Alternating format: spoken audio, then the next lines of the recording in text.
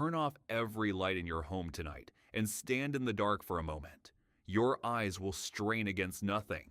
Your heart will pick up, and some quiet part of your brain will become absolutely certain of one thing.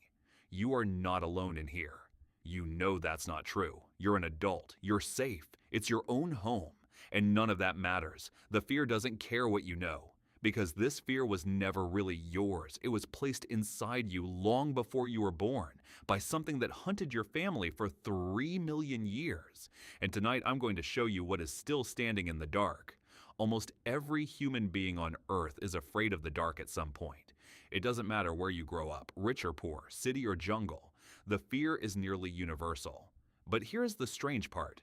You were not born with it. Newborns feel nothing about darkness at all. The fear shows up later, usually around the age of 2, right as a child's imagination switches on.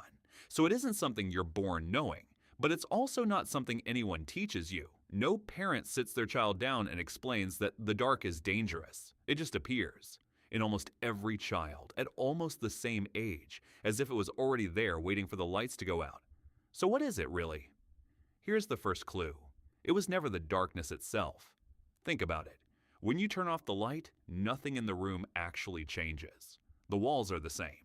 The furniture is the same. Nothing is entered. The only thing that's different is that now you can't see. And that tiny difference is enough to flood your body with fear, because the dark was never the threat. The dark was just the moment you went blind. The real question is, blind to what? To answer that, you have to give up a story we love to tell about ourselves.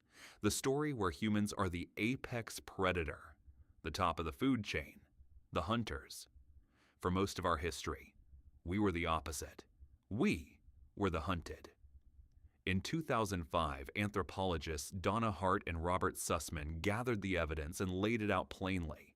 Early humans and our ancestors were prey. Not occasionally, constantly. We were small, slow, soft creatures on a continent full of things built to eat us, and the fossils agree. There is a famous skull called the tongue child, the remains of a small human ancestor who died almost 3 million years ago. For decades, no one knew how the child died. Then scientists looked closer at the eye sockets and found the puncture marks. The tongue child was killed by an eagle, snatched from the ground by a bird, the way a hawk takes a mouse. And eagles were the least of it. Leopards, hyenas, saber-toothed cats, cave bears. For 3 million years, the world was full of mouths waiting for us. But here is the part that matters. Almost every one of those predators shared a single advantage over us. They hunted when we couldn't see, at night. Human eyes are frankly terrible in the dark. We have almost no night vision compared to the animals that hunted us. A leopard can see you across a clearing on a moonless night. You can't see your own hand in front of your face. So when the sun went down, the world flipped. During the day, we had tools, numbers, and sight. We could fight back. But at night, we were blind, slow, and surrounded. Night was when our ancestors died. For 3 million years, the same brutal rule held.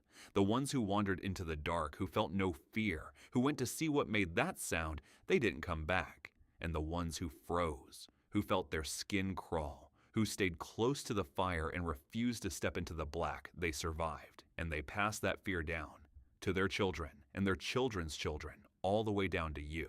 Psychologists actually have a name for this. In 1971, Martin Seligman called it prepared learning. The idea is simple and a little unsettling. Your brain is not a blank slate that fears everything equally. It comes preloaded. It learns to fear some things almost instantly in a single bad moment. Darkness, snakes, heights, being watched, and it barely learns to fear others at all. Cars kill more people than leopards ever did, but almost no one lies awake afraid of their car, because your brain wasn't shaped by cars. It was shaped by 3 million years in the dark.